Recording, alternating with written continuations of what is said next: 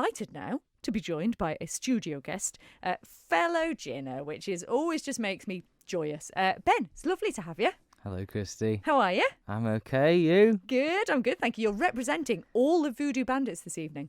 Yeah, there's usually four of us.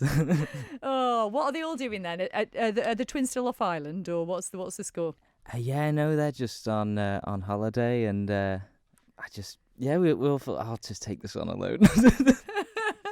You're a brave man. You're a brave man.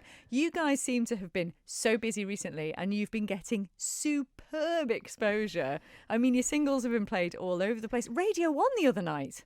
Yeah, no, that was pretty cool. Yeah, it's great. How does that happen?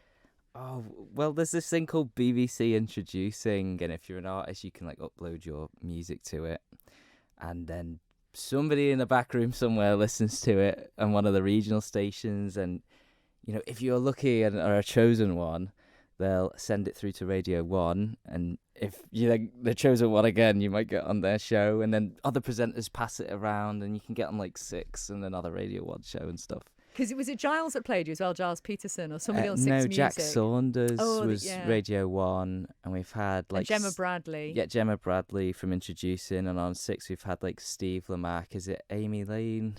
Oh yes, of course, Amy LeMay. Yeah, LeMay, there you go. Stuff like that. Yeah. That's so cool, and it just shows that you can do. This is kind of the way things have gone now with music. You kind of take your future into your own hands, really, don't you?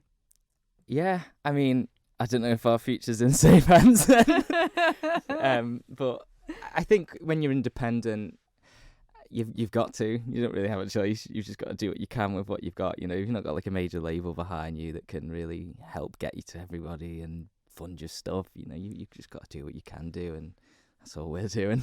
I guess it helps though, doesn't it? Because you are getting the sort of exposure in off-island radio stations. It does help when you can back it up with some gigs off-island, and you've been doing that as well, haven't you? Yeah, we played a few times in Manchester this year, did Liverpool, Portsmouth, and it'll be a similar story next year, really. Hopefully touch some more cities. Excellent. So how then would you say to, again, bands that are sort of trying to do what you're doing, how do you get gigs off-island? Oh...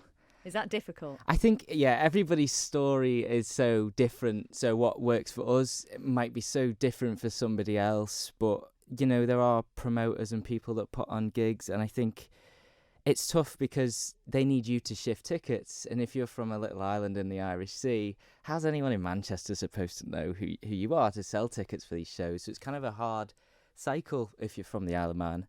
But I think we were quite fortunate in that we did get a few kind of like Spotify editorial things or a good radio play, or just enough people maybe listen to our songs for these people to actually think maybe they could shift a ticket or two maybe. And a lot of it is if they like you. That's so important. If a promoter likes you and goes, you know what, I'll take a chance on you and I'll put you on. Because we find that ourselves in that position all the time.